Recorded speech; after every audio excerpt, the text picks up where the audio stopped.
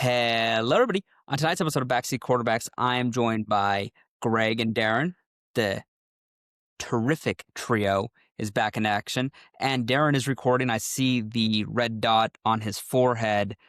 He's in my scopes, and he is recording, and we have it going. We have it rocking and rolling, and we are going to record about Wild Card Weekend. We're going to talk about coaches being fired, and we're going to try to do this quickly because Greg has a gambling addiction and he needs to watch the Kings and the Mavericks play. And he told us we need to get this done quickly. He does not like Kyle Westbrook. That's what he said. That was his words. Didn't know who that was. I didn't know Russell Westbrook had a son in the NBA. It turns out it was Russell Westbrook. But he needs to watch that game. So we're going to go quick. This intro is already too long for Greg. So without further ado, here is Darren and Gina. How you guys doing? Good, man. Good. Yeah, Doing it well. is actually Russell Westbrook. I've been corrected. Kyle Westbrook came to mind. I don't know why that is, but either way, I hate Russell Westbrook.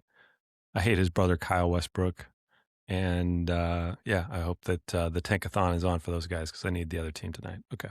Anyways, I saw fair a enough. tweet about the Mavericks today real quick, just before you Yeah. say hi to Darren. I saw a tweet about the Mavericks today, and it was about Dorian Finney-Smith. And the tweet said, Dorian Finney-Smith? You mean dude fucking sucks? And that made me Ooh. laugh. That made me laugh pretty hard. It's from 2020. That made me laugh pretty hard. Darren, how are you doing? Good. I am doing well. I was seeing if there was another athlete named Kyle Westbrook. Yeah, there's nobody else, man. He I has was a just- I was son. just He has a curious. son coming. He has a son, Yeah. Kyle. Oh, he's coming up. He's coming up. Yeah. Yeah. But Yeah. Cooper Flagg, who is playing for the Mavs, that is his name, Cooper Flagg, Correct. has had a bit of a rough stretch. I'm hoping that is corrected tonight. He needs to come back. He's had a bit of a rookie lull. And I understand that this is going to be the game where he corrects that. And they're going to cover the spread mightily. So you guys still have time to get on this. The tip-off's not for another 41 minutes. So Sterling, you have your bookie on the line. Bookie, you have Sterling on the line. Feel free to throw down some money. Have some fun with the NBA, boys. It's on NBC. NBA on NBC. What do you want? I will pass that. I will not be entering All into right. that. Easy cover. void. Easy cover coming in. I'll not be entering into that void. I am back in my home, as you can tell by the background behind me. Just a little travel story. I get to the airport. I'm doing dry-ish January, much to my girlfriend's chagrin. She keeps saying, "You aren't even doing dry January, dry-ish January." I've been drinking less. Look at Greg. He's not drinking. Is that a It's non-alcoholic damp IPA? January. It's damp. It's not full-blown wet January. Yeah. It's damp. Yeah, 6.9%. Nice, Greg. Nice. Yeah, you're gonna get so angry at that TV tonight at Kyle Westbrook. The thing is, so we get to the airport, our plane's delayed, and we sit down at the airport bar, and I order quickly because we got about 30 minutes till we board 2 Michelob Ultras. I drink those very quickly, and while I'm in the line in security before getting in, I chug a 32-ounce Fiji water. So I drink a ton of liquid. Okay, I get on the plane, we take off. Little bumpy at the start, just a little bumpy, not bad. Seatbelt sign doesn't go off. I'm an asshole. I just get up because I hear the ding, so I think that means the seatbelt sign. I walk back. Flight attendant says, "Seatbelt sign still on, sir. Just be careful." I'm like, "Oh, I didn't notice. I'm sorry." I go pee. I go back to my seat. Of course, as soon as I sit down, somebody sees me sit down. I start the flood of people going to the bathroom, and I'm like. And of course, the flight attendant then says, "Everybody, the seatbelt sign's still on." It made me laugh pretty hard because Alexa noticed and she looked at me like I was an asshole. Guilty as charged. But then throughout the flight, they keep saying, "Hey, we're going to bring about the bar cart." And I'm like, "Come on, come to daddy." Of course, 20 minutes goes by, 30 minutes goes by. Now, this is a 2-hour flight. They finally say about like 45 minutes till we land, "Yeah, we're not going to be bringing that by." Too turbulent. It wasn't turbulent at all. And then when we flew down on our flight, they didn't bring the bar card. So Southwest Airlines, first you charge for bags, and I did not speak up because I don't usually pack bags.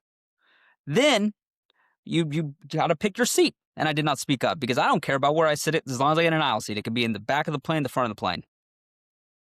and now you don't bring the bark by or the the cart by.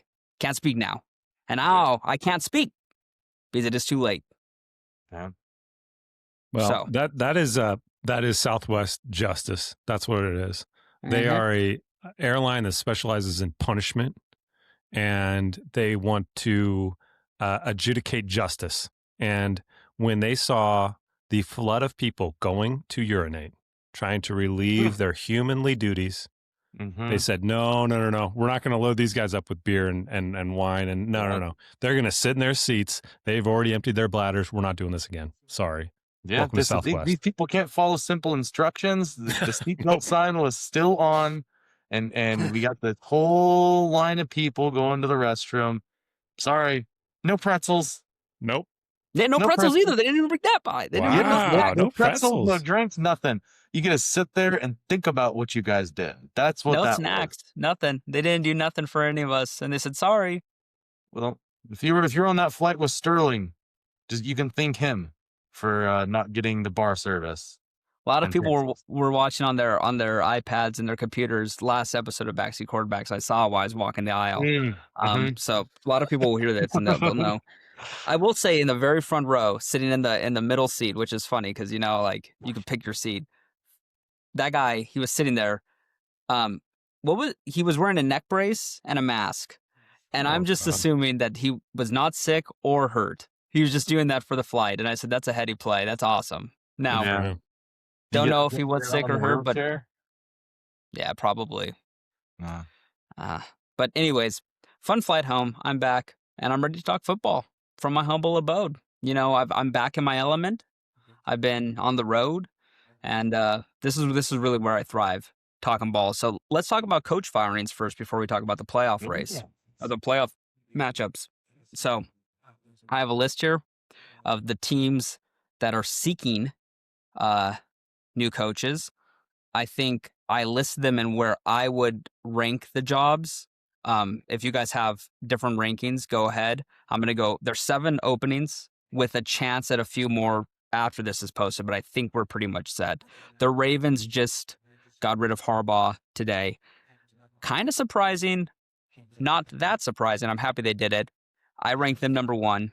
The Falcons, number 2, probably. Giants, number 3.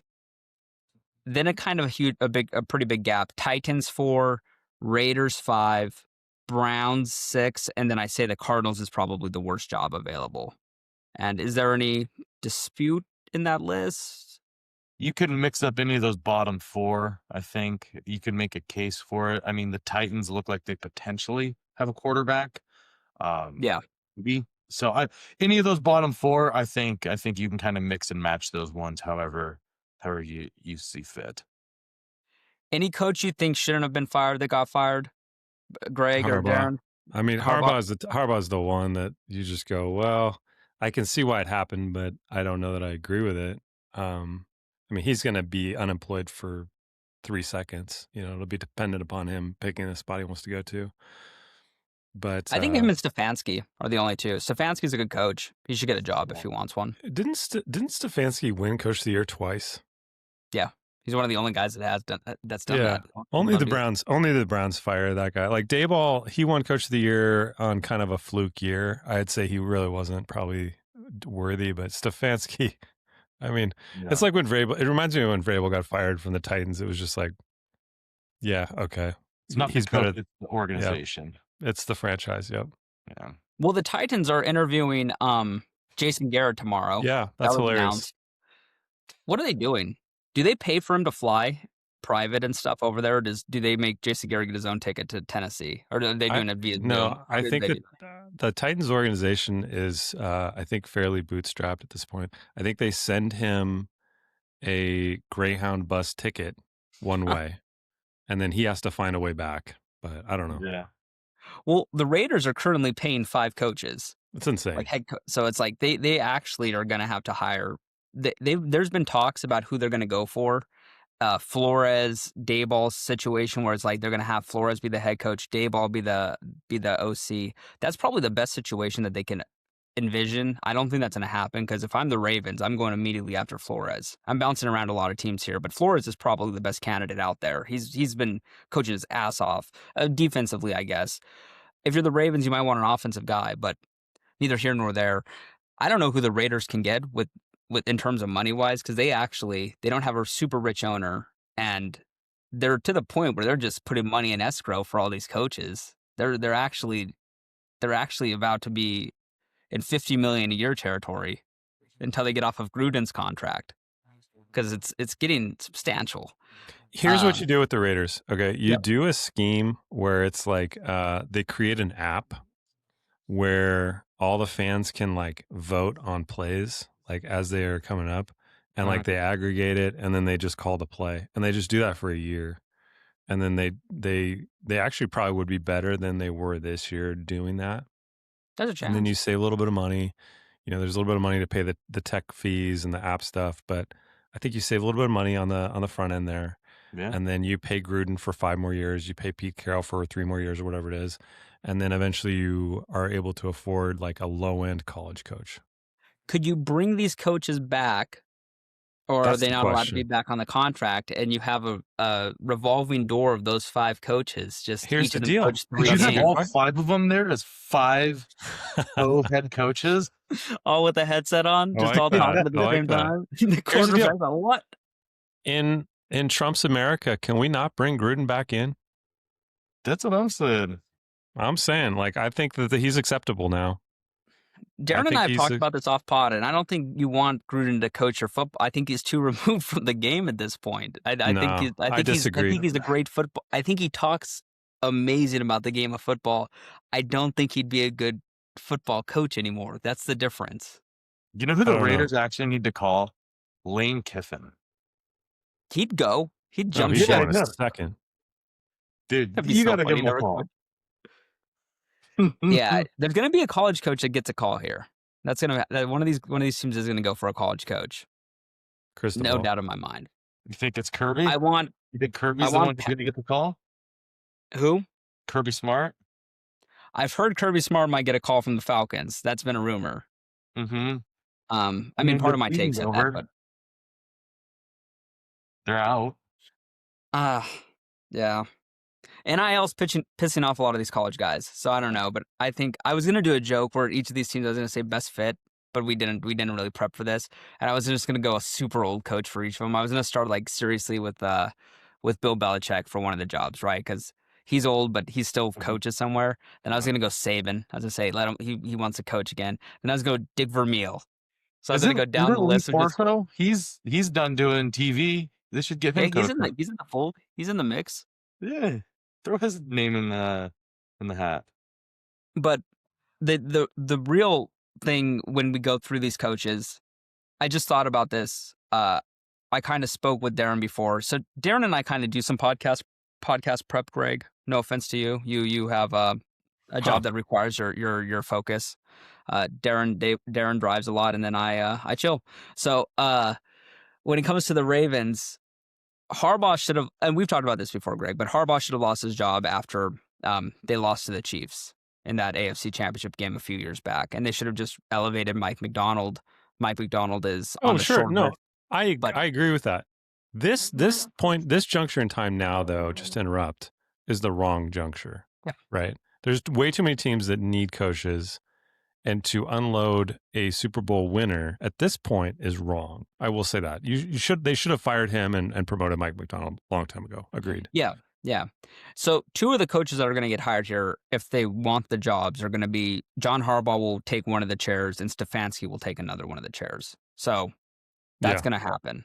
Maybe Stefanski becomes a Ravens coach. That wouldn't be a bad hire. I said, I what are the like that. chances they flip flop?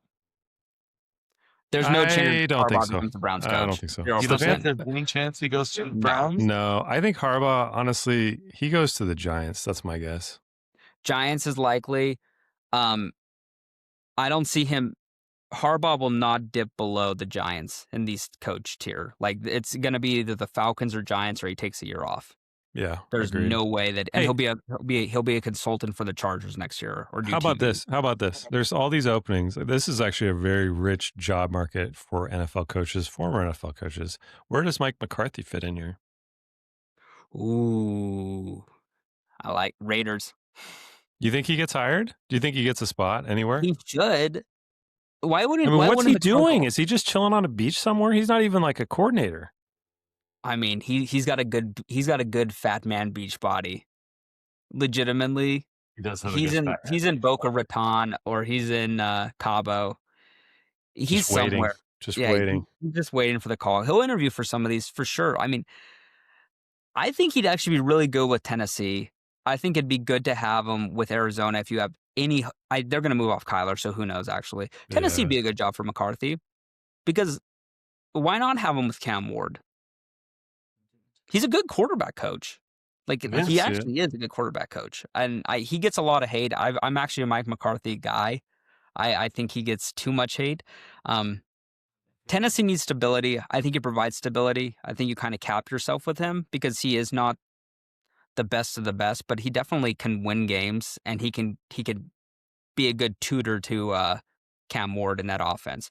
That's where I go with McCarthy. Yeah, I mean, if it's McCarthy or Garrett, how do you even like the fact that Garrett's in the conversation is hilarious. I'm sorry, like he's been, I don't know. Well, some of the coaches that get interviews, you just see them put out feelers for some of these coaches. It's like, just interview me. It's the same thing. Some of these people are getting disrespected getting interviews. Like, you're just wasting an hour or 2 hours or three, however long. I think they're 3-hour interviews. You can interview me. I can tell you what I do with the team. We could do a faux interview, faux interview if you want for the Cardinals. Well, I would not have started Jacoby Brissett this year. I would have gone with Kyler Murray. I would have seen how we could win games. You know, I like Jacoby. He's a good guy. Everybody says he's a good teammate, but Kyler Murray's a better quarterback. There you go. There you go. We would have won more games than 3. We would have won more than 3 games if we had Kyler Murray, is my assumption. We're paying him $200 million and we benched him. I need to figure out how to get in contact with the Cardinals. I'd like to go in for an interview. Just drop off a resume at their team facility. Just You'd be a good coach. I saw you guys had an opening for the head coach. I just figured I'd come down. I wanted to shake the owner's hand and look in the eye. Wear a suit, shave the mustache, and make sure the black eye's cleared up, and you can get a job. I think the black eye might help, actually. That's true. You look rugged. Actually, that is a good idea. Make sure you wear a suit, though. Yeah, suit with a black eye. Pinstripe. You need a pinstripe suit. Yeah, fat pinstripes. Very, very wide pinstripes. Yeah, they need to be like chalked pinstripe. No, this is going to be interesting because it's not as good of a coaching like there's no Vrabel and Ben Johnson like last year where there was and Aaron Glenn was like a hot commodity last year as well, but there's no, which I mean that blew up in their face, but I don't know about that. I mean, Aaron Glenn will reserve comment. I think Clint Kubiak gets a look for sure. Yeah. I think it's probably a year too early for him. And then who knows what happens. I don't know if you guys heard word, but Kingsbury, he got let go from the Commanders today. Did he? Really? So I saw that his name was thrown in with a couple teams, but I didn't know that he got let go. Yeah, he got let go as offensive coordinator for the Commanders. I got the top head coaching candidates posted by Fox Sports today, 2 hours ago. This is hot off the presses by Henry McKenna.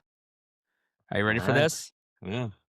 Number 9, Cliff Kingsbury, 46 years old, offensive mind, just let go today, as Greg pointed out. Number 8, Vance Joseph. I would not be hiring him. Ugh. He's 11-21 as a head coach, just saying. Don't do it.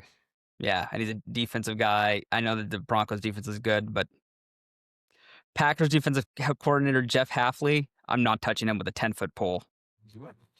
You can keep him, Darren. He might get fired after this season. Yeah, his just like worse than Joe Barry's. Yeah. Oh, God. Yeah, how about they go for Joe Barry? How about Joe Judge? Where's Joe Judge? I thought I saw Joe Judge on a sideline recently. Really? I think he was on a sideline in a college game. I'm pretty sure he was coaching a college team. I can't remember where. but I think I saw him. Yeah, I We need to think I figure saw that him out. too. Hold Yeah, on. he was coaching somewhere. I feel like I saw his douchey I ass. saw his mug. Joe Judge. There is He was at Ole Miss. That's where he was. Right. I knew He's I a saw him. quarterbacks coach. Okay, he might actually be in consideration. Oh, You got God. Trinidad Chambliss coming up, man. I'm saying Trinidad. What about I mean, Adam Gase? Is he on anyone's list? Yeah, Peyton Mm. Manning's list. He's a producer on the Manning cast. He's not going anywhere. He's got a cozy job there. Yeah. By the way, Joe Judge went to college, Mississippi State. Now the quarterback coach at Ole Miss, Benedict That Arnold. is Benedict Arnold. unbelievable. Rams defensive coordinator Chris Shula. I'm going to go out on a limb. He's getting a job. Oh, he's got the name for a job. Yeah, Don's nephew or something. Yeah, the little Nepo baby. He's got a job. You have a Shula, a Schottenheimer, a Shanahan. Well, you got a job. Hey. Other guy, not probably in the top 10. Matt Eberflus is now looking for work. Okay. Yeah, he could be a hair replacement model or something. No, Eberflus was the defensive coordinator for the Cowboys this year, which worked out horribly. But here's the thing. I talked about this last week. These guys just go in a blender and they end up on another team. It's how it works. Eberflus will end up in a job somewhere for some horrible team. It's the greatest life in the history of football. If you become a head coach at any level of 100%. one college or NFL, obviously it's hard to become a head coach at these levels. You will work in football the rest of your life. You could be the worst coach ever. Hugh Jackson had the job still. In some capacity. I mean, he's still working in football. Even bad GMs, they make consulting firms and then they consult on next GMs. Why would you hire these people? It's insane. Again, hire me. I can help. Chargers defensive coordinator Jesse Mentor, he is pretty good. Clint Kubiak's number 4 on this list. Brian Flores, who I think will get a job this year. Kevin Stefanski and John Harbaugh are 2 and 1. So what about Josh McDaniels? I don't think he'll ever get a job again. Yeah, I think he's already kind of. It'd be college. If there was rumors that he was going to go back to that he was going to be a head coach at like Penn State or something, but that never happened. Which I was scared because I think that was the one road. But the fact that he flaked on the Colts job, and then he was so bad with Vegas, that was another head coach they were paying. I forgot about him altogether. But yes, he's one of them as well. Yeah. Pete's done, right, guys? Yeah, He's got to be. Yeah. Okay. He should do TV. Yeah. I But can see it. So okay, that's the Freddie coaching Kitchens? carousel. Freddie Kitchens was the offensive coordinator for UNC this year, and their offense was terrible. By the way, that's another guy who was just out. He was the worst head coach. He was worse than Hugh Jackson because that Browns team had talent, and God, the Browns are so bad. It's just so funny. You could just go through these iterations of Browns teams. The Browns in 2018, by the way, just a quick aside, I saw a tweet today, not the 2020 Dorian Finney-Smith tweet, a different tweet. It was from Adam Schefter. Browns intend to interview Condoleezza Rice for vacant head coaching job in 2018. I do not forget that. I just saw it pop up on my Twitter feed today. Do you remember this? When that was a report? They were going to interview Condoleezza Rice for their head coaching job. This is the Browns, NFL organization. Former Secretary of State, Condoleezza Rice. Now she owns part of the Broncos, I think. I think she's I think that's right. Yeah. She's also a member of Augusta, and she used to be the college football playoff head of that. So she loves football and golf. So I mean, Condi. But yes, Freddie Kitchens is somewhere. He's always somewhere. Okay. We got to get into the games. Yeah, there's only a few 15 minutes to cover these games, boys, before we got some sweet Sacramento Kings action. Okay, let's start with the Saturday afternoon game. The Rams at the Panthers. The Panthers are 10.5-point underdogs at home as the 7 or 8 and 9 4 seed playing the 5 seed Rams. They met earlier this year. What was the score in that game? The Panthers won that game. Carolina won, I think, by 3 or 4. Yeah. Could be Yeah, it was wrong. week 13. Carolina won 31-28. And November 30th was when they played. Also in Carolina, so it's a rematch in the same place. Mhm. Bryce Young, 15 for 20, 206 yards, 3 touchdowns. Stafford, 18 for 28, 240, 2 touchdowns, 2 picks. I remember that game only because Bryce Young had 3 fourth down conversions, and I think all 4 of them were for touchdowns or huge gains. Unbelievable. So he played incredible. I think that 10.5 is too many points. I'm taking the Panthers to cover, the Rams to win. I think my real thoughts on this game is I'm going to go back to last week and how the Rams did not look good against the Cardinals. They were struggling in that game. The Cardinals were up in the third quarter. I know I made a lot of fuss about Stafford stat padding at the end. What I would say is it wasn't until the fourth quarter that they pulled away in that game. This Rams team is beat up. They're not healthy. I think Adams will be back. That's huge, especially in the red zone and the goal line area. But as it comes to this team, I actually don't think this Rams team is hot at the right time. They've obviously lost a lot at the end of the season. They're playing close games against bad teams, and I think they're going to win this game. But I would not be surprised if it's close. And this is you're counting this team out, and it could be a shocker. Carolina will lose this game, but I think it's going to be closer than 10.5 points. I would. If they do cover 10.5, it's because of a garbage time touchdown, because Stafford still thinks the MVP race is going, or McVay does. But my real thing is I think that 4 points, 6 points, 7 points in that zone, but I think they cover that. I think it's a closer game than that. Greg? Yeah, underdogs in the wild card round generally do really well. And when you have a 10.5 point underdog of a team that beat this same team in this same circumstance just a couple weeks ago, I just don't know how we got to this number. I feel like the bookie is just mocking people because, especially the 10.5, like, it's just insulting. Like, I don't know how anybody takes that with a straight face and goes, yeah, I'm going to put my money on LA, like 10.5. That seems perfectly reasonable. That is pricing in perfection for this team. And LA's been short of perfection many times this year. The differences between these, I mean, LA averages 7.4 yards per play. Carolina's about 5.8. I mean, there's not a huge difference there. So if they have about the same amount of possessions, there's really no yardage difference there. I don't expect Stafford to struggle like he did last game, but Stafford's strange. He has these games that come out of nowhere where he throws a weird pick or he throws a weird pick six, and it's just, I don't know, it just happens. There is a huge discrepancy between these two teams, but I don't see it at 10.5. Like LA Rams are top 5 in EPA, in per drop back, in rushing. They're great. And Carolina's kind of the bottom of the barrel and those, but at the same time, it's just too big. 10.5 is insane. I'm taking LA. Or sorry, I'm taking Carolina plus the 10.5. LA wins the game. Whoa. Darren, what do you got? I'm actually going to take the Rams here. This is a team and coach, quarterback that's been there, done that. They've been in the playoffs. This is not a new space for them. The Panthers lost their last 2 games of the season and still managed to lose their way into the playoffs here just because of how bad their division is. They're not a playoff team. There's a reason this is a 10.5 point game.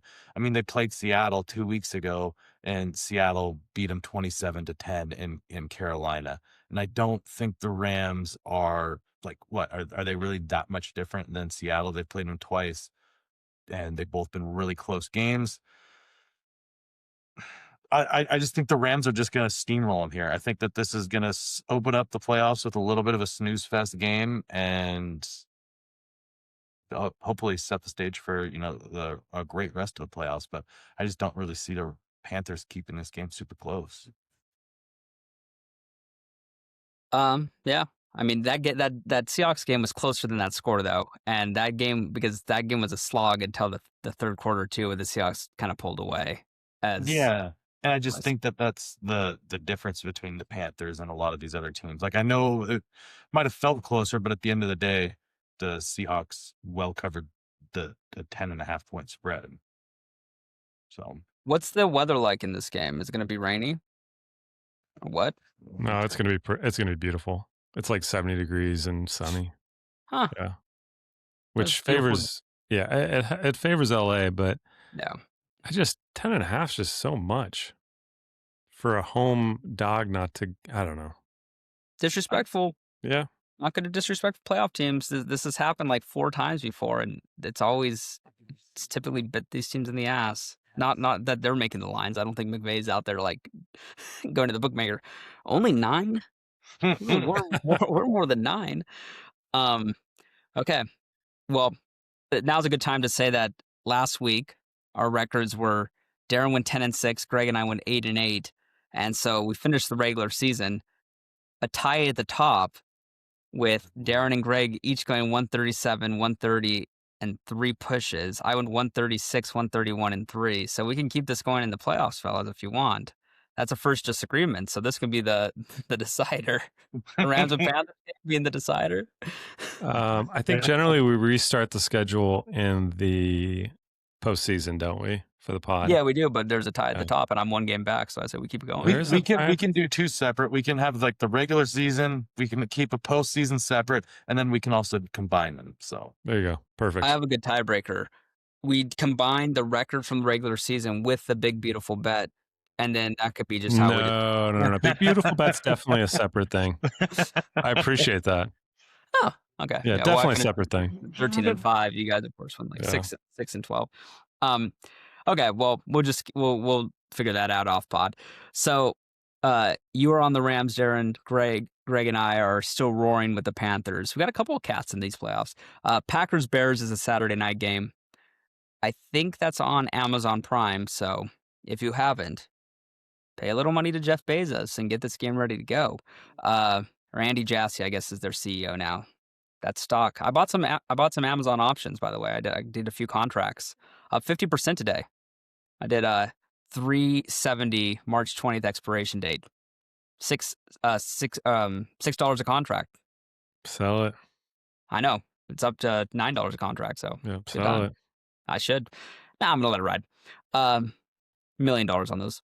The Packers are 1.5 point favorites against the Bears in their third meeting. I think this is my favorite line of the week by quite a large margin because for some reason I still believe in your dumbass team, Darren, with that coordinator that I said they should keep him. I don't think anybody wants him, even though that he was just in that list that I read there. He wears the vest in the booth. They show him all the time. I don't like coordinators in booths. I think you need to be on the field. I think that's one of my rule of thumbs. Get on the field with your players. Talk to them face to face. Don't be scared behind the microphone. But I love the Packers here. They should have won that first game by 2 scores. They should have won that second game by 2 scores. Neither of those were 2-score games. They lost the second one in, honestly, historically embarrassing fashion. Not embarrassing, but actually historic fashion. I don't think that was an embarrassing loss. I think that was just a historically, win probability loss. And this is just 1.5 points. The Bears' defense is absolutely broken. The end of the season, they've just let teams run up and down on them. If they can't get turnovers, you're going to be basically in field goal range every drive. And that's how you have to look at it. The Bears have a good offense. Caleb Williams and Ben Johnson are balling out pretty much like it's easy. But they've lost 2 straight games going into this. The Packers have lost 4 straight. Packers' worst thing on their defense is the run defense. Well, I think Chicago probably has the worst rush offense in these playoffs. It's them or Carolina. And Carolina, every team has good running backs here, I think, coming in here. I think the Bears have the worst rushing attack out of every team in the playoffs. Maybe the Broncos because they lost their guys, but I just think the Packers match up well here. I like LaFleur. I like Jordan Love. I think he's rested. He should be healthy. He's sat out 4 weeks now, basically. Yeah. I'd be surprised if the Packers lose. I think they're going to take it to them pretty well here, and it ends the Bears' best season in quite a while, and I think that's what they want to do. Don't know if they get past the next game. but I do think they get past them here. And I think they get this pretty. I think they might shellac them. Like how you think the Rams are going to beat the Panthers pretty well, I think that's how the Packers are going to beat the Bears. So give me the Packers -1.5. This is one where I will probably go pretty heavy on this. I think I might parlay this with a few things. And then they're going to lose. And I'm going to become a curmudgeon on Saturday night. And then if the Patriots lose on Sunday, it might be the last time you hear from me. Go Pack, go. Greg? Yeah, this is a spread I regret already. But yeah, Green Bay -1.5. I don't understand why Chicago has been able to beat this team one time.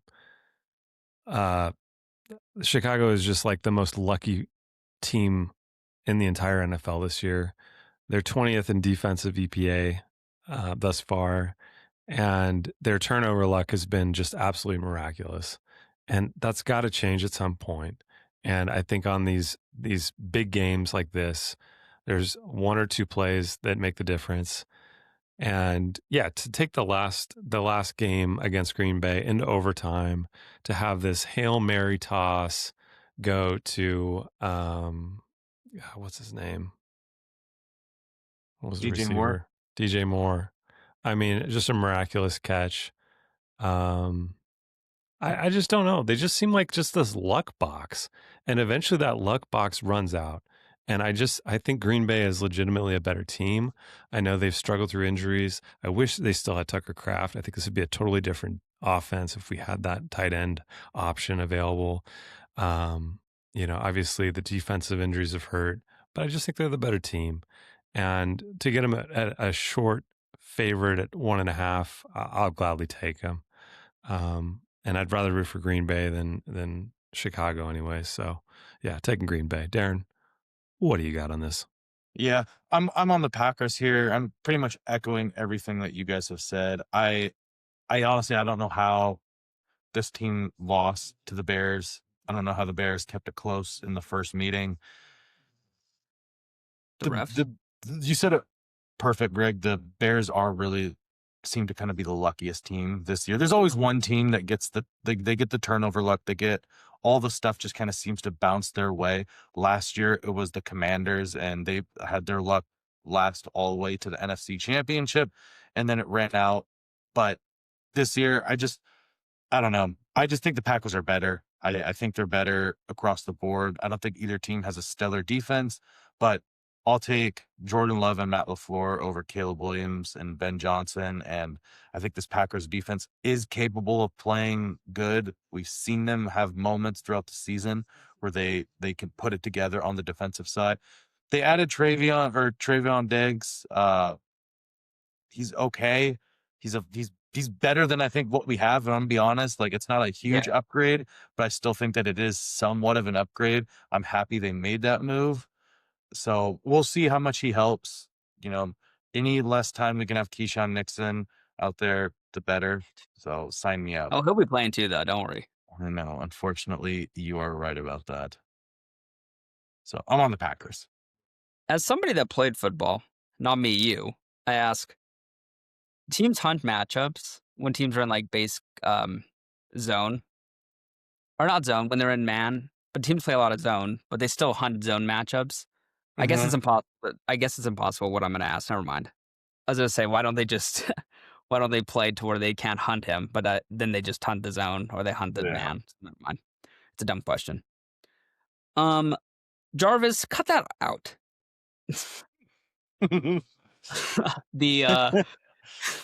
We move on to the Bills and Jaguars while Greg is trying to check the score of the Kings and the Mavericks game. He's pacing around nervously, taking a smoke break. Is he smoking a cigarette in his room, in his bedroom? Wow, that's interesting. The Jaguars are 1.5-point underdogs at home against the Buffalo Bills, and this and the Bears line are the two lines that surprised me the most. Jacksonville's a better team than Buffalo. Full stop. Trevor Lawrence has played quarterback better than Josh Allen has this year. He is not a better quarterback, but he's played better. Since acquiring Jacoby Myers, I think I honestly think he's been the second best quarterback in the league since the trade deadline. I think it has been Drake May and then him, and then probably Brock Purdy, then Stafford, then Josh Allen, in that order. And we'll see. He just finished. He ashed his cigarette. He did it in one pull, one drag, and he's back. One drag, Greg. That's what they call you. Wait, what am I being accused of?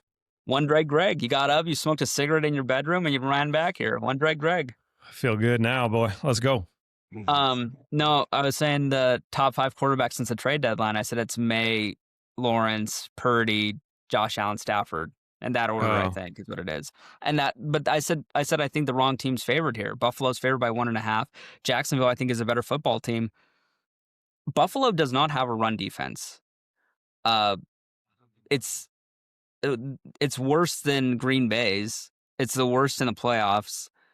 It's the easiest thing to exploit matchup-wise. That and San Francisco's defense in general are the 2 worst units that exist. And I would say the Chargers' offensive line is a close third.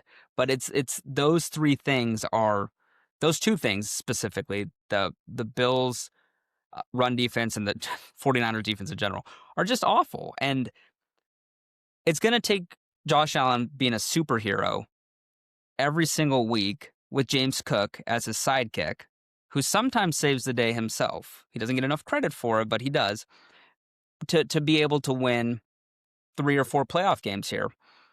I don't think they're going to win one. I actually think Jacksonville's going to win this game outright. And I really am trying not to do this. I am not going to bet this game. And if I do, it's going to be a tease with Jacksonville going up because I think it's a 1-score game either way. I don't want to take Jacksonville. I want to take the Bills because I don't want to be a Bills hater here. And I feel like I'm taking the worst quarterback, but I think I'm taking the hotter quarterback out of the 2. Not in looks. Josh Allen's a hunk. But I am taking the hotter quarterback in terms of how he's playing. Trevor Lawrence has been transformed by Liam Cohen, and he's been really good. As I said, I think he's been the second best quarterback since the trade deadline. You can make an argument for the first. And I think with Jacoby Myers and Brian Thomas and that entire unit on offense, they're balling out, and they're going to put up points. And it's going to be, can Buffalo score with them? I don't know if they can. They kind of have reached their peak where they don't have a good enough group of pass catchers. You know how they're going to have to play. It's going to be Josh Allen just making plays with his feet, making plays through the run game with James Cook. Hopefully the play action's there with Kincaid and Knox, and you maybe get a play out of Shakir or something here and there. But it's really, their offense is really, really right there. It's right in your face. They're either going to beat you the way they can win or they can't. And I like how Jacksonville can beat you multiple ways. So I'm going Jacksonville here. I think they win outright. I really like Jacksonville. I picked New England to make it to the Super Bowl because I'm a homer here. But if I had to take the team that I think with not with my cojones, but with my head, I'm actually kind of leaning towards Jacksonville when making the Super Bowl, not winning, but making it. But I like Jacksonville. Greg? Yeah, I think that's the problem. Is everybody on the planet likes Jacksonville this week, and that is very concerning to me as a human being who has lived in the NFL stratosphere and universe for the last 5 years with this Trevor Lawrence character, who we know is awful in the playoffs, who we know chokes in the biggest moments, and who we know cares more about hair care than reading the playbook. So the Jacksonville Jaguars, just to give you a quick recap of the last month, 2 months of their lives, they've played the Titans, the Colts, the Broncos, the Jets, the Colts, the Titans, the Cardinals. They haven't played anybody, so they look amazing. Our recency bias is out of control with this team, and I love it because you're getting Buffalo as a 1.5 point favorite when they should be probably at least a field goal favorite, because Jacksonville is Fugazi. I'm just gonna say it. I don't buy into the hype. Who are we to go against Josh the Bully when Josh the Bully is now in a playoff bracket without his bully? There's no Patrick Mahomes the Bully this year. It's just Josh the Bully, and he's going to come down there and he's going to grab a big old hunk of Trevor Lawrence's hair, and he's going to bash him into the field down in Jacksonville. He's going to do it over and over and over. Now, obviously, that's not going to happen in real life. I wish it would, but yeah, I'm taking the Bills. Thinking about I'm taking basketball, the huh? Chicago Bulls. Let's go. Chicago win today? I was gonna say Bullies, and then I was like switched to Bulls. So, anyways, he's looking at his betting ticket. Is what he was doing. I am. I've got so many different conspiracies and things going on. But yeah, I'm going with the Bills, man. I think the hype train has just completely gone out of control with Jacksonville this week. And to be honest, I could be completely wrong. Jacksonville looks really good. Their defense is fantastic. Buffalo D is good against the pass, but that's about it. The rush, they have no defense.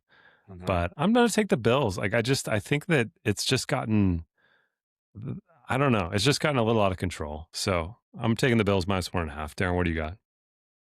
Yeah, this one's tough because I mean, you do the same thing with the Bills, and you go back and you look at their Yeah, that's true. last 4 games. They beat the Patriots December 14th. Then they squeaked by against the Browns 23-20. They lost to the Eagles, and then they beat the Jets. So they haven't done a whole lot to really instill a lot of confidence in me. I am going to pick the Bills here for the sole purpose of been there, done that. I think that Yeah. Liam Cohn's a first-year head coach. Trevor Lawrence, I guess he's won a playoff game, but it was an all-time meltdown by Brandon Staley and the Chargers that one year. I just don't know if I think this Jacksonville team is going to be a problem in the future. I think that they might be a year away is what they feel like to me. I think that this Jacksonville team is going to be a good team down the road. I don't know. I could very well be wrong, and they're steamrolling some of these bad teams, which is a sign of what good teams do. But it's just hard. The playoffs are a different animal. Josh Allen has played a billion playoff games. He always elevates his game in the playoffs. I think a lot of people are kind of on some recency bias with this Jacksonville team. So take the Bills. Yeah. On the bully. This doesn't need to be a big debate. I know it's going to be rich coming from me, but I do think the schedule stuff is whatever. I don't think there's many good teams this year. I think it's all up in the air. Like before the big shift in the MVP odds, like what happened on Monday and all our debates, a lot of stuff is coming out about the schedule that the Patriots had and everything, and the Rams schedule. The truth is Lamar, Mahomes, and Burrow aren't in the AFC playoffs. So Josh Allen's the best quarterback, or the most proven quarterback in the AFC playoffs, probably the best. And when you look at the rest of the NFC playoffs, who's the best quarterback in the NFC playoffs? Right? It's probably Stafford. But we really, when we did the quarterback tiers coming into the season, or who's the best quarterbacks, it's where would we put them before the season? Probably top 10. Yeah, in the top 10, but it'd be at the lower half of the top 10. Now, where are we putting Jalen Hurts, Brock Purdy, all this stuff, Jared Goff? The thing is, it's like, I just don't think there's many. It doesn't feel like the same NFL where you had this hierarchy of like, well, this team beat Tom Brady, Peyton Manning, Drew Brees, Aaron Rodgers. It's a different time where it's like these teams just, I feel like I'm going to go with mostly quarterbacks, but if the team's better, I care more about that. And I just think Jacksonville's better than the Bills. That's not to say the Bills can't win, because you're right. Josh Allen is a different beast in the playoffs, both of you guys. And I would not be surprised if he just turns on a different gear and he can win games by himself. But that's kind of my point of view on where I'm coming from. I just think like the schedule talk, it's like we're looking at like the NFC West is the best division. We're going to talk about that, obviously. But it's like Sam Darnold quarterbacks the 1 seed in the NFC, and Bo Nix quarterbacks the 1 seed in the AFC. Are those guys mountains of men? No.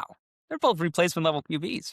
We're not scared of them. And they're good teams, though. No offense to your team, Greg. I like the Seahawks. No, hey, I agree 100% with the sentiment. It's a weird year of the NFL. I think this has been stated by everybody. I've said it multiple times. You guys have said it. I can't remember a playoff time that felt this wide open. Like there's so much stuff that's just completely unknown. Like right now, looking at the odds, the Seahawks are the favorite to win the Super Bowl. I wouldn't feel comfortable putting a bet on that though. No, Like I wouldn't feel comfortable betting on any of these teams except for I guess that's Panthers. more so my point. Versus years past where it's like it's the Mahomes, it's Tom Brady, or like the Eagles have been like one of the favorites. Like you could feel, okay, I put my money on this team. They're at least gonna make it to the championship Sunday. They're at Yeah. least gonna be there. They're gonna be in the final four. I have no Yeah. idea with any of these teams. Yeah, No, no, exactly. 100%, because we live in a world where, okay, Philadelphia beats the tar out of the 49ers, right?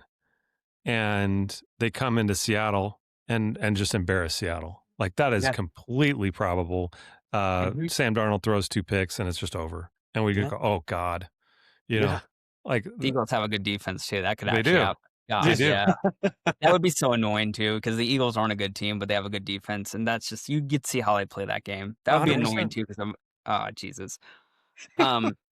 Well, talking about the Eagles and the 49ers, let's move on to that game. Good job. Good segue, Greg. Thank They you. call you Segue Greg.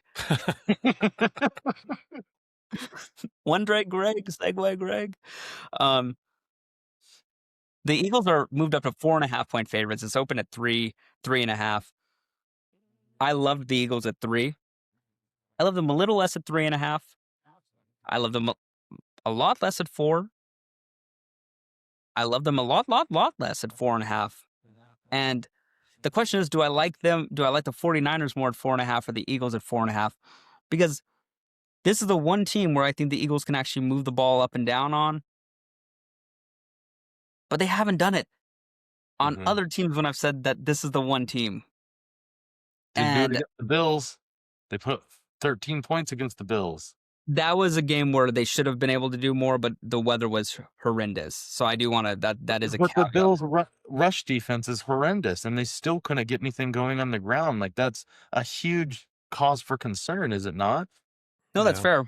I mean, when's the last time they scored 30 points? I guess they scored 31 against the Raiders, but 29 against the Commanders, so that's basically 30.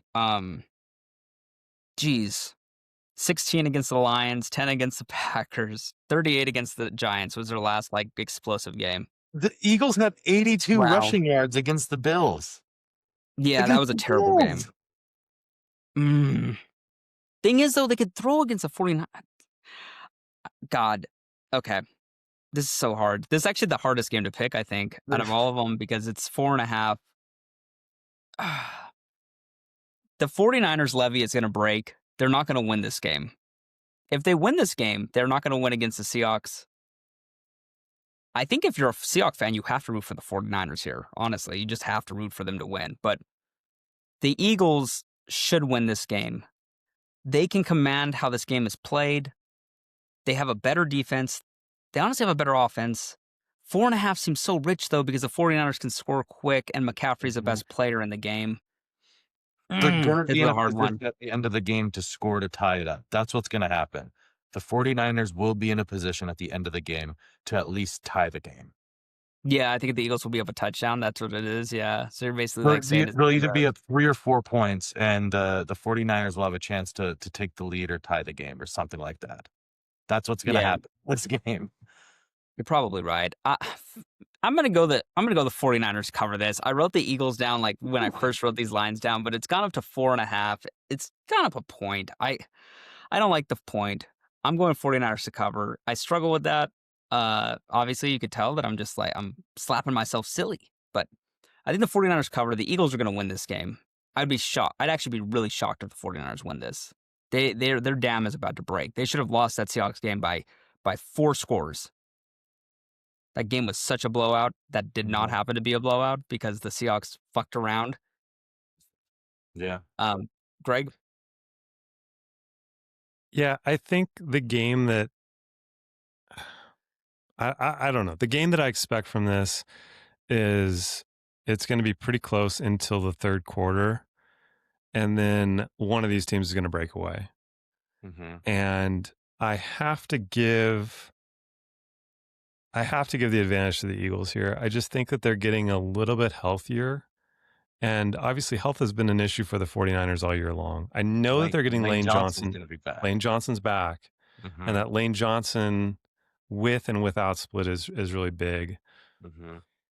I think Trent Williams is going to be back for this too for the 49ers. So I think both offensive lines are going to be healthier than we've seen them. I don't know that Trent Williams is 100% happening, though. Lane Johnson is. I think my concern here is the two defenses when you put them side by side. 49ers just have nothing. Like they are just exploitable. The question is whether the Eagles offense exploits them or not. I think they do here. I just think they do. At some point, it's either now or never. And I have been a pessimist all year when it comes to my Seahawks. So it only follows that the team that I don't want to play will win this game and end up coming to Seattle to play my Seahawks. So I'm going to go with the Eagles minus 4.5. Done. There you go. Darren, what do you got? Yeah, this game, I think I can see a world where the 49ers pull out a win at the end of the game. I think this is going to be a close game. And for that reason, I'm going to take the 49ers to cover. I don't know if they win. I think that this feels more like a field goal game. I think that the 1.5 that the line has moved. Like, I think it actually does matter a lot in this game. The 49ers are one of those teams that they've always kind of been a team that's able to find a way to keep things close, not necessarily like winning Super Bowls and stuff like that, but they're a hard team to completely put away. And I think that their offense is good enough and explosive enough that they could keep pace. And this Eagles team, again, they haven't really done anything against again, outside of like the Raiders and the Commanders, like actual true NFL teams that are trying to win games. I haven't really seen them do that in a while, and it's just a huge concern. The Bills game is honestly pretty concerning, and I know weather and all that stuff, but their rushing attack is just not what it was last year in the slightest, and that was what they leaned on last year. They were able to lean on teams all game and run the ball, run the ball, run the ball. And Saquon would break one, or they'd hit a play action and have a deep shot. And that's just not been what they've been able to do. And I just can't imagine a switch magically flipping and changing in the playoffs for that. I'm going to take the 49ers to cover this. I'm very excited for this game. I think this is going to be a good one. Oh, yeah. Just remember, though, Greg, you're scared of the 49ers. The NFL reseeds after the wild card. Oh, that's correct. So it could be the Rams. It would probably be the Packers. Oh, Packers are lower than the Rams, right? They're the 7th seed. 7th seed. Oh, it would be the Packers or wait, it would be either the Packers or whoever wins this game. Yeah. Correct. Probably. Okay. Well, or probably the Packers if they win. Yeah, it'll be the Packers if they win. Okay. Oh, yeah, we have history with Packers. Yeah. I like the Packers. Bring the Packers to Seattle. Bring the Packers to Seattle. They have all the divisional hypotheticals up already, by the way, if you want to hear them. Okay. I could just throw them out before we finish these ones. Green Bay is 3.5 underdog at Seattle. Just if you were wondering. The Rams are plus 1.5. The 49ers are plus 5.5. So the Rams would go to Philadelphia or host the Niners? There's a possibility that they could play Seattle. Okay. Obviously, if the Bears beat the Packers and the Eagles beat the 49ers. Okay. Yeah. I'm trying to find all these other. Yeah, so the Packers are 3.5 point underdogs. The 49ers are 5.5, and the Rams is basically a pick 'em. It's 1.5. Gotcha. So, I'm looking at the Pats now too. The Pats are favored in every single divisional matchup as well that they'd play potentially by this basically the same margins in every. I gotta get there first. Hey, don't worry about me. I guess we're up to that game. Chargers at Patriots. Patriots 3.5 point favorites. A lot of people think the Chargers wanted to play the Patriots in this spot instead of the Jaguars. They would they rested last week. I don't think they wanted to play the Patriots over the Jaguars. I think they just wanted to rest Herbert and some of the other starters because Herbert's got a broken arm or broken hand. So I think that was more of that. But say they wanted to do it. That's good bulletin board material for the Pats. I'll take it. But 3.5 is kind of high. There's a lot of talk about the Patriots schedule.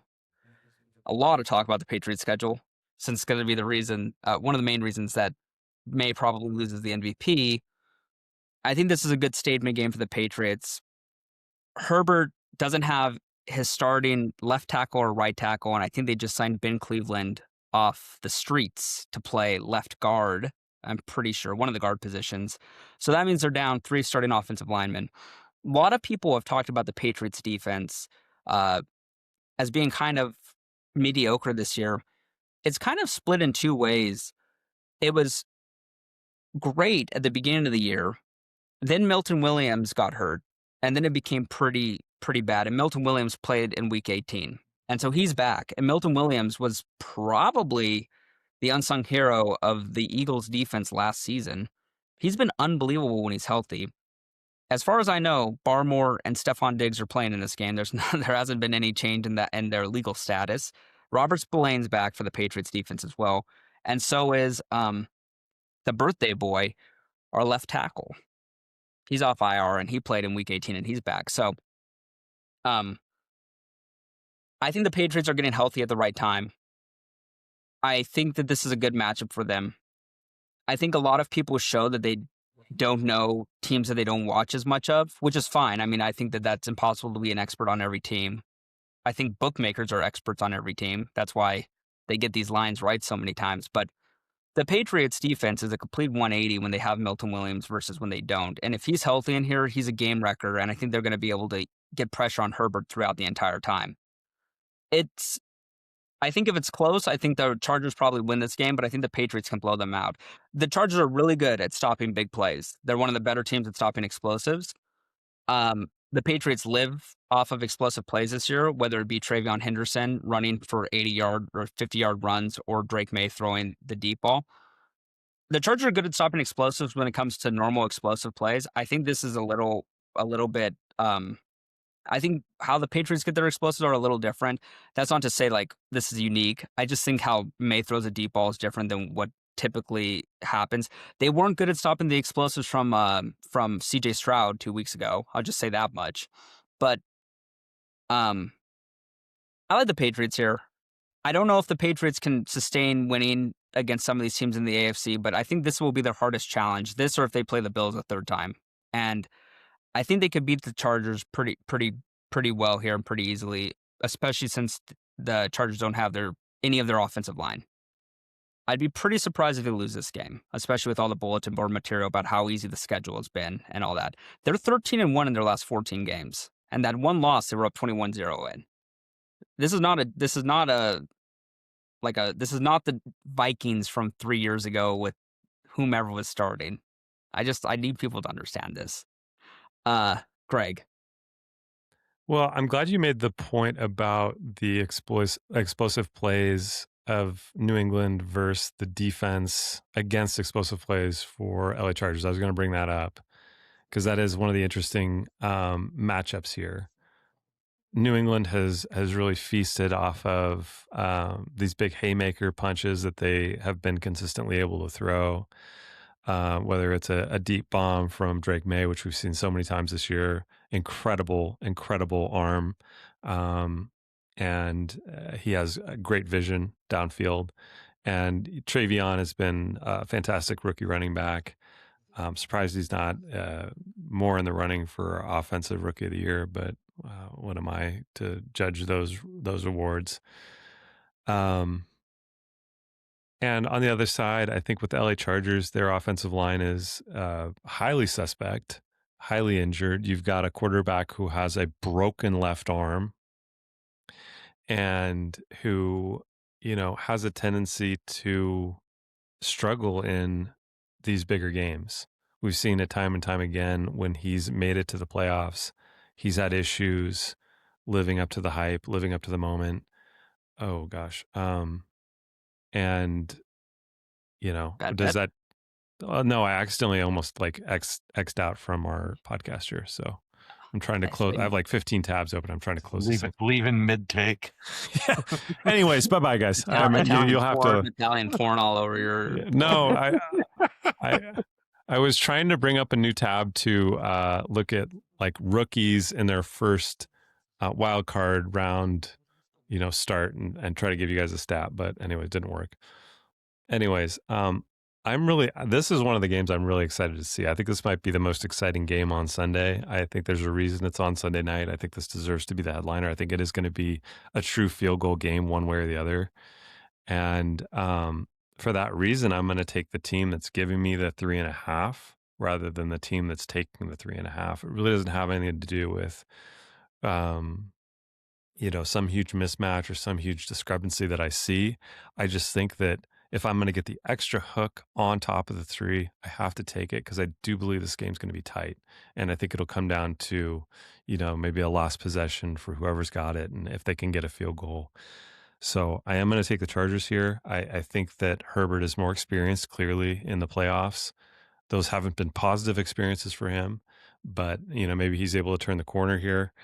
And I think with New England, I think I do give them a demerit for the strength of schedule. I have to. They just haven't played anybody. And they did a split with Buffalo. That was kind of the biggest last game that they had.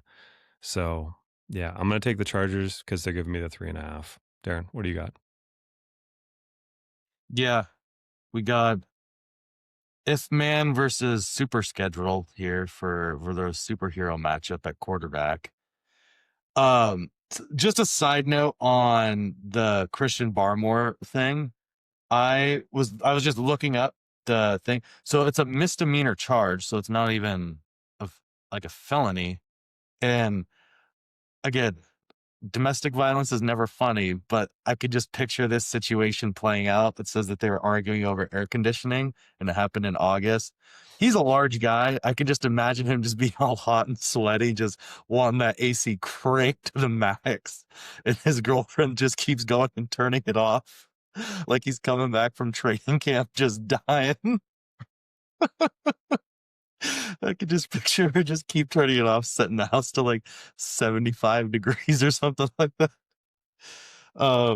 But yeah, so his legal status shouldn't change. It's their NFL players play with a lot worse stuff than misdemeanor charges. So he should be fine.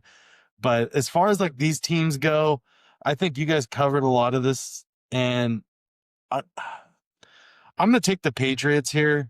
I'm going to take the Patriots.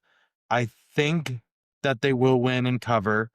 Again, unless it's a field goal game, I don't know.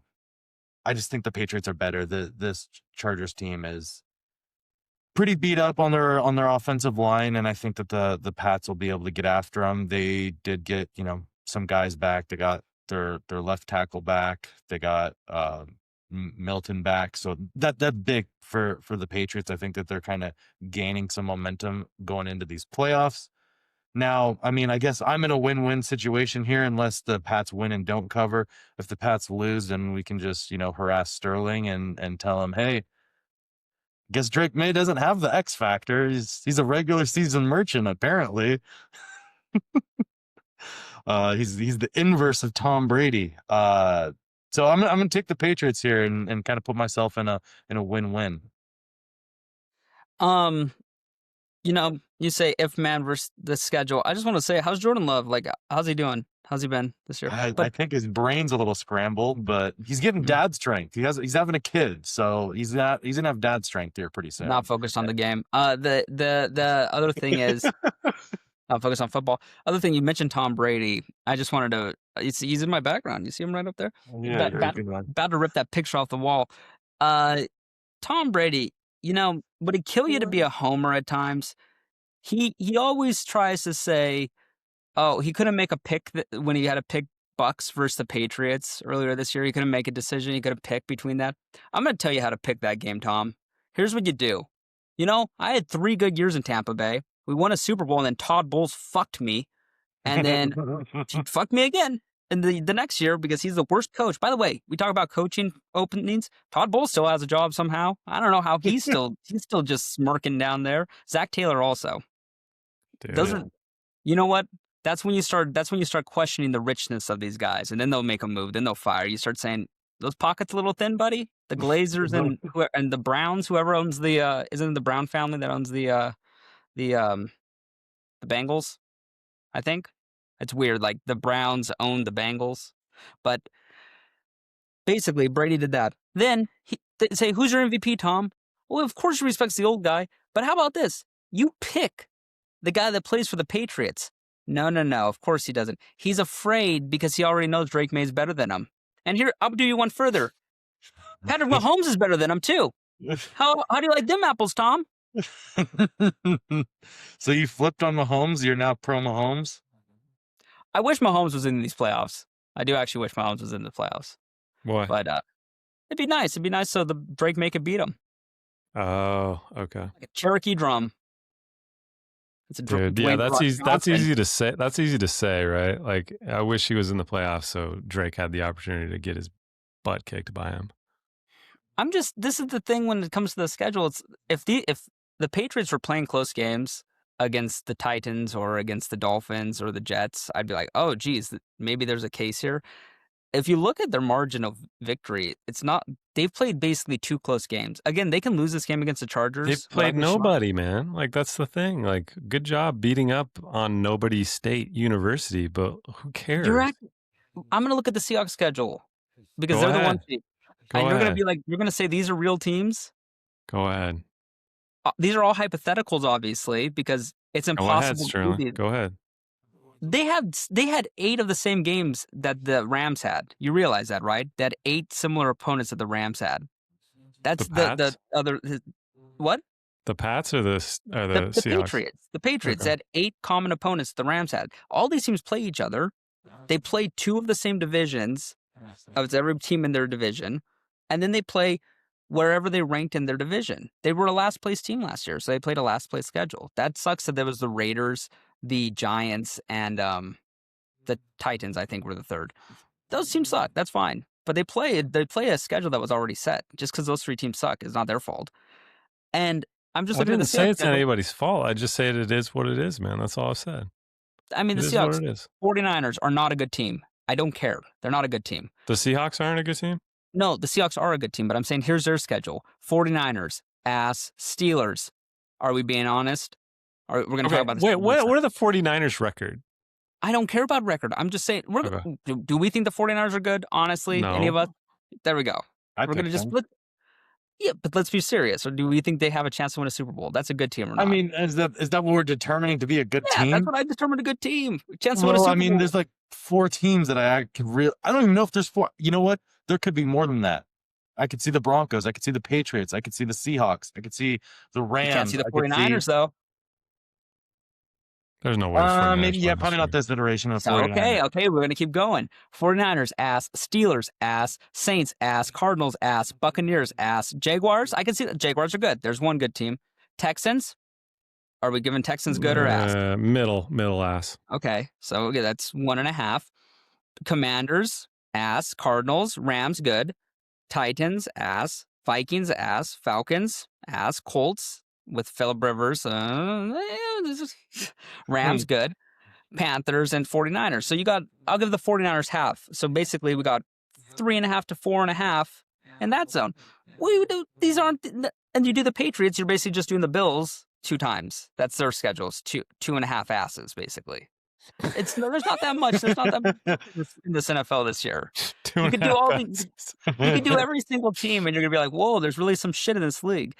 That's not to say the Patriots had easier ass than the Seahawks. Some of the Seahawks' easy ass was harder ass than the Patriots' easy ass. I'm just saying, a lot of easy ass. I'm confused. There's a lot of ass getting thrown around here. A lot of ass in the NFL this year is what I'm trying to say. That's true. Okay, hey, speaking of ass, Pittsburgh Steelers. First, the Houston Texans. How about this? Yeah, we move on to the last game of the week. I don't know if you listened to Darren and I talk about Aaron Rodgers. he had 300 yards thrown to the funniest people that like just picking people off the street. That's vintage. That's Vino Rogers. That was a pretty fun game to watch as an old man.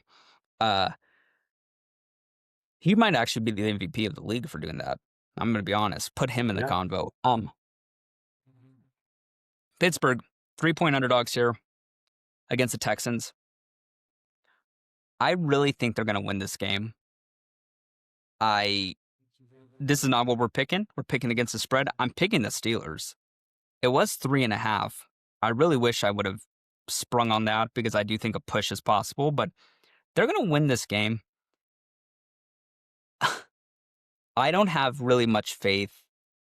This great Texans defense, which really was great. It looked legitimately like it had a chance to be an all-time defense in the middle of the season. And I don't know what's happened. I don't think there was injuries, unless I'm wrong. Again, I'm not kept well versed in Houston Texans football, but I don't remember anybody getting severely injured or missing time. But you just look at their schedule here and what's happened. I'm gonna go like the points they've given up. They gave up 20 to the Cardinals. They scored 40, but they gave up 20 with a lot of yards to Brissett. 21 to the Raiders. That is not good. Chargers 16, and then the Colts scored 30 against them. They pulled out their starters, but they've been giving up yards, and they weren't giving up any yards for about a month and a half, 2 months there. It's DK Metcalf's back in this game. He's hopefully he doesn't get thrown out. There's a chance. There's always a chance with DK that he can punch a player, punch a fan, punch a ref, but I think he's going to be able to keep level-headed here, and I like the Steelers here. I think they're lively to beat this team and then beat Denver if they beat Houston. Oh, they'd actually play New England, but no, maybe not. They would play Pittsburgh, I think. They would play Pittsburgh, yeah. It would be Pittsburgh, unless Denver. Buffalo wins. That's true. Yeah. So, you know what? Go Buffalo. But I'm gonna pick the Steelers to win this, and then I do think the Steelers would be a live dog against the Broncos if they ended up playing them. I think the Steelers team is not good, but it's also I think the Steelers team is ass for the record. No chance to win a Super Bowl. It would be hilarious if they actually did and made it, but I think it's a fun story because Aaron Rodgers is he's also playing with a broken arm. So we have two quarterbacks in these playoffs that actually have broken arms or broken hands. I want them to meet in the AFC Championship game. If the Patriots do lose to the Chargers, I want the AFC Championship game to be two players in casts that are playing quarterback. That's my hope. They should actually both get a hard cast too. And yes, they need to be in hard cast. One color, get signatures from the other team after the game on it. That'd be amazing. They go to the Super Bowl like they're signing the. Greg, what you got here? Well, this is maybe my second favorite game, or I don't know. This is a close second behind the LA Chargers New England game, and I'm all for it. Okay, we get Mike Tomlin. We got Mike Tomlin on Monday night as a home underdog of 3 points. Have we ever seen this before? Have you ever bet against this before? I have, and I've made the mistake. I'm not going to do it here. This is actually one of my favorite bets of the week, and it's not even Pittsburgh +3. It's Pittsburgh money line, because this nasty, disgusting team that you have no reason to believe in somehow gets these games done. And on the other side of it, CJ Stroud has inspired no confidence in me. He is pretty beatable. That offensive line in front of him is no good. And I think TJ Watt and the boys can get after him and make it really uncomfortable. These guys do not score points. They actually rely on their defense to get a pick six or to give them short fields to have any shot in every single game. And the defense is not getting it done right now. And I don't see how they get it done in the evening on Monday night in a cold Pittsburgh game. This is a dome team going back east in the middle of winter. Come on, man. This is easy math. We've seen this play before. And it's all Pittsburgh. It's all Pittsburgh. Darren, join us. I'm actually very surprised that we are all on Pittsburgh in this spot. This is a gross spot to pick Pittsburgh, because really nothing nothing tells you like when was the last time this team won a playoff game? 2017? They're due. This is the noise has gotten louder for Mike Tomlin. Oh, even if they make the playoffs, they still might want to part ways. We haven't won a playoff game. This is where Mike Tomlin says, "Listen, I'm gonna win you a playoff game. I'm just gonna do it every 10 years, and you're gonna keep on paying me. I'm gonna win 9 games, maybe 10 in a playoff every decade. I'll do it once a decade for you to keep the fans happy. This is what they do. This is the spot that the Steelers win a playoff game. The fans are going to go crazy, and Mike Tomlin will still be at the helm of the Steelers next year. It's the way the world works. I don't make the rules.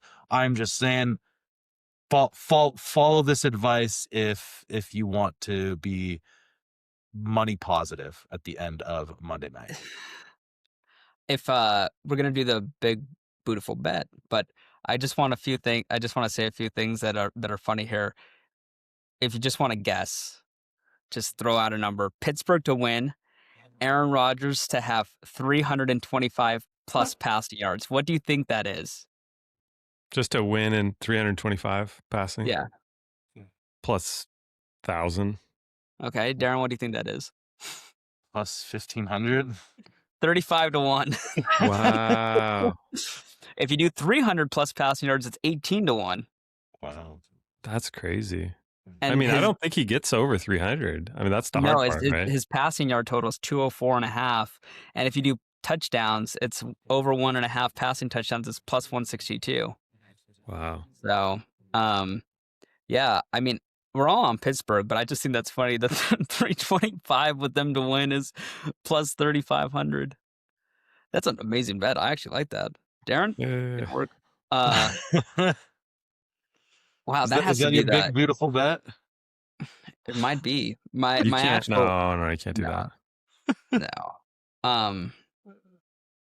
I mean, yeah, that's crazy. I mean, I think my favorite bet of the week is probably going to be what you guys agree. I mean, Darren, do you want to go first, or are you going to take it? You could take whichever one you want to do. You can do your Packers. If it's available, I will take the Packers. If it's not available, No, you can take them. I'll give you take the them. Packers. Greg, what do you want? Oh, geez. Jeez Louise. This is tough. I'm going to do a 2-team 6-point teaser. I'm going to take Pittsburgh up to 9 and LA Chargers up to 9.5. Ooh, I like that. Yeah. I like that, actually. I think that's good. I don't think either team's going to lose by 10. Pitt 9 and Sterling, are you LA. going to your 5-leg 10-point tease? I did suggest a 10-point tease, 5 legs, and I was like, which with the Rams started it off, but I'm not going to do that. I need to think. I mean, I could do that parlay. I like Patriots. Patriots money line, Pittsburgh money line, Rodgers 325 is 5,400 to or 54 to 1. That'd be so funny. Rodgers gets 324 yards. Packers and Patriots money line is what I like. That's plus 181, but we have rules here. I'm going to go. Let's do. Sorry about this, fellas. I'm going to go under 39.5 Steelers Texans. Oh, I like that a lot. That hasn't moved, by the way. Yeah, that's a great bet. I don't do totals that much. No, that's a good one. That's going to be nasty weather. Yeah. I think this one stays pretty low. Cold. I think this is like a 21-18 game. Yeah. Which that keeps you under. I think Like it's right at well the line. under. Yeah, I mean, yeah. It's big play dependent if it goes over. It's like you get Collins catching a big one and DK, and then you get worried. But yeah, I like that a lot. I like that a lot. well, that's the picks for Wildcard Weekend. We talked some coaches. Greg talked about some basketball. Smoked Yeah, a don't bet cigarette. NBA, boys. Don't NBA. The NBA's bad. Uh-oh. NBA's bad. What's happening to your Kings? Nothing good. Or what's happening to No. your Mavericks? The Kings are doing really well. The Mavericks Really? are not doing well. Yeah. And this is NBA, though. Like, you'll see these teams just lollygag until the third quarter. But we'll see what happens. Doesn't Well, look good. like, I haven't watched much basketball this year. I'm boycotting because of SGA and the Thunder and how they play. They play unethical hoops. Yeah, But they do. I have been checking in on the Celtics. They're actually in second place in Celtics the are East. incredible. Yeah, Celtics I know are. Jaylen Brown is a superstar. They're going to bring back Tatum pretty soon, and I'll be back in on basketball. You should put a futures down on Celtics to win the East. I don't know If they it's bring plus Tatum back, money. I think they're going to win it. I do think Tatum's coming back shortly, and I know. they are the team to beat. There's no way the Knicks chase them. I almost bet in college basketball. I was going to bet Penn State plus like 25 or something they were getting against Michigan. And can you name a single player? You're muted, Penn Darren. State? Yeah. No, I can't. But 25 is way too much to be laying at home against anybody. And guess what? Penn State almost upset them. They lost by 2 points. And I didn't bet that team. I bet the stupid NBA game. Because Cooper Flag. Well, the funny thing is back in the day, Darren and I used to talk on the phone, and I used to just be throwing out like Holy Cross and those types of teams Yeah. You've turned into me. Well, hey, there's nothing wrong with that. Hey, Penn State is not Holy Cross, first of all. Penn State is not Elon. Penn State is not Fairfield. They are Penn State. They are a actual university with actual students. I think Holy Cross might have better basketball than Bob Cousy's university. Yeah, they might be. They might be. Right? Have some respect. But I like getting into, if I'm going to bet junk, I like to get into the real junk. You know, Charleston, Delaware. Like, let's go get grimy with some Manhattan. What about George Mason at Fordham?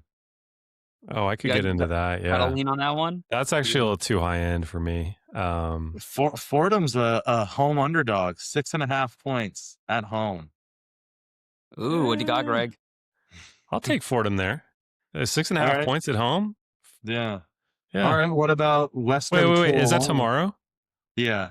Let me look at this. I'm blind without my.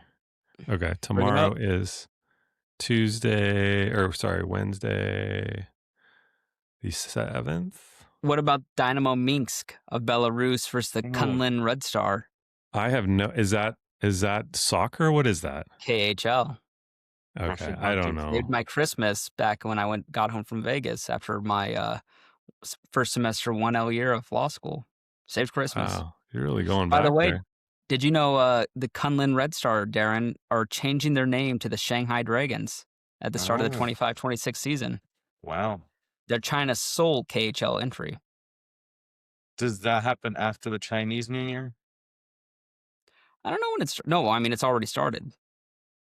Well, I know it says after the 25-26 season. When is their 2025 starting? They rebranded already. I'm sorry, they already rebranded. Yeah. Damn, we're never gonna get to relive those moments of that amazing rivalry. I remember I was stressing that out at like 7 a.m. Christmas Eve. Yeah. Woke up. I don't like Fordham actually. Oh, all right. What about Purdue Fort Wayne versus Youngstown State? Oh, Youngstown. Okay, let me see this. He's going for the ghosts. Okay. There was a boxer from Youngstown, and he was called like the ghost of Youngstown. Do you remember that? Got like an E60 report on him. No. I'm going to name one of these teams, and Greg's going to be like, yeah, dude, they're a wagon. Okay. Kelly Pavlik was his name. Yeah, I don't know that I like Youngstown either. I don't know anything about that. I like let's see. Wow. What that I'm very impressed that I just did that.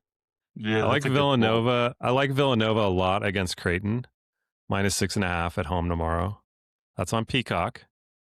For those of you with subscriptions, Creighton is horrible on the road. Their 3-point percentage is god awful, and they cannot shoot in general. But I could see Youngstown winning that game. I just don't know about the 5.5. Are you betting college basketball, Darren? No. No. I'm just reading these games to you as I'm scrolling through them. Oh, okay. Ooh, we got Alabama at Vanderbilt. That's number 11 and number 13 going at it. Ooh, Vanderbilt's a 4-point favorite. You know what? I don't mean to keep going on about the ghost of Youngstown, but I figured this guy, Kelly Pavlik, he had an E6 report about him. I'll never forget this because he just was walking through Youngstown. He was trying to revitalize the area. It was in like 2007, so I was 11 years old. I remember watching this. He fought Bernard Hopkins, who was 43 years old, and he lost to Bernard Hopkins. It's one of his 2 losses. He then retired in 2013 because he no longer had a heart for the sport and he was suffering from seizures. He then got arrested right after he retired because he refused to pay a cab fare. He was arrested in 2015 for assault at a Foo Fighters concert. So that's it. That's his story. Good All for from him. an E6 report. So Youngstown. Let's go for Youngstown. Let's bet Youngstown. How much we put on them? I don't know that I like Youngstown now. By the way, I don't know if you guys have seen Cooper Flagg lately. Looking like a freaking man. Okay. Just got the Mavs within 3. It's all good. We're all happy now. I have something to say about Cooper Flagg. I saw a Reddit post. He's clearly balding. His hair is receding. Has there ever been a star American-born white player who's bald? That's actually a good trivia question. Think about that. What, the white guy? Like a star, though. We're talking Well, about the Jason face of the Kidd was not Michael white, was Jordan? he? No, he's not white. And he's not, and we're talking about the face of a league. Well, I don't know that Cooper Flagg is face of a league guy, really. I mean, the hype was there for him, but he's not like to the Mavs. He's not face of the league, dude. Okay. Don't tell that to the Mavs. I'm just saying. Was Jason Kidd not white? Jason Kidd is not white, my brother. Is he half white? He's half white. He is half white. Okay. But we're talking, but Cooper Flagg cannot rock Jason Kidd's buzz cut. That's what I'm trying to say. I think he could get away with it. Well, Cooper Flagg has a twin brother, by the way, and he's completely bald. So he's going down that lane. I don't know. I just want you to look up his when brother. you're like 6'10", like you could do whatever you want, especially when you got a jump shot. I really like thought Cooper. Jason Kidd was white. I'll be honest. I thought so too. No, I knew he was maybe like mixed, but I didn't know that he was. All I'm saying, gonna maybe give him like a Dominican. If Kobe Bryant's name was Kobe Bryantini, would he have been the same? What do you mean? Would he have had the same star power? Would he have been the same player? If Kobe's half Italian, homie. I don't know what you're talking about. Well, if he was a bald white Italian, is what I'm trying to say. I think he would have been. I think if he was a bald white Italian, he would have been 5 times the star that he was. Manu, maybe in Europe, Manu Ginobili would probably be the closest example that counts. If Cooper Flagg has Manu Ginobili's career, I think a lot of Mavericks fans are gonna be. I think Nico Harrison might need to be put in like witness protection program. Okay. Honestly, I don't know. This pod has maybe drifted slightly away from our. Yeah, like, we're way in the weeds. Yeah. So what we betting? What college basketball game did we choose? Oh, I'm all over. What was it? What's the team that was playing Creighton?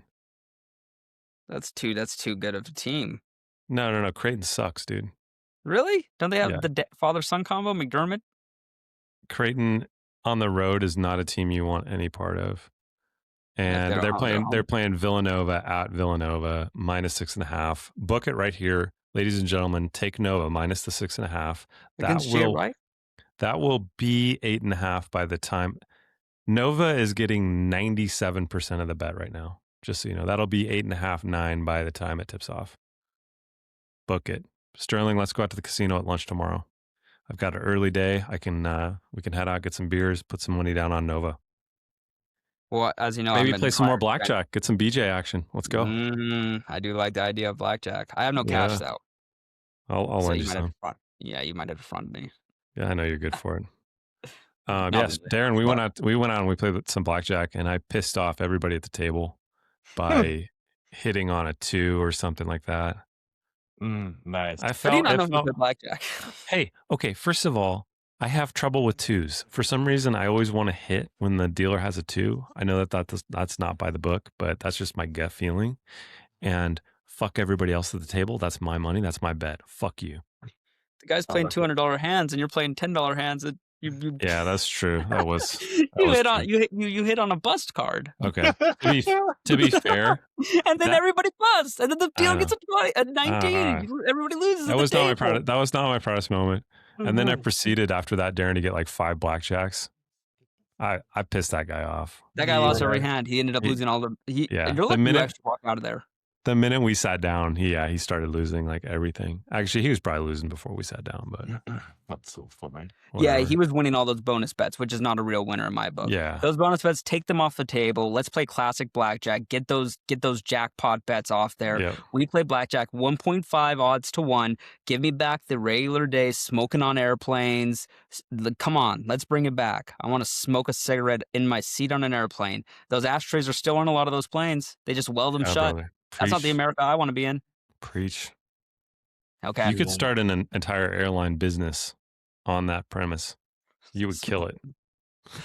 There wouldn't be any babies on those planes or dogs for that matter. No. Next time you're in an airport, count the dogs. There would be non-smokers that would go out of their way to patronize your airline just so they wouldn't have to deal with babies or dogs or support animals or whatever. I'd bring my child. If I had a child, I'd bring him there. You're going to learn today, son. Oh, God. That's a father-son trip. Yeah, that really is. That's a boys trip. You have 2 kids or your daughter. Hey, we're leaving the daughter at home. That's amazing. Okay. Well, that was a good podcast. We will be back. I'll be tending to dog sitting next time you see me. Right. Yeah, I'll be there. So, you'll be seeing a different background. So this is the only one you're going to get for the next couple weeks, and then I'll be back on Championship Sunday.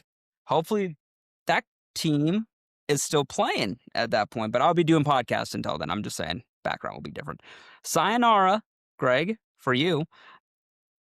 I don't know how to say it in Polish, but Darren, however you say goodbye in Polish. Okay, see you guys. Peace.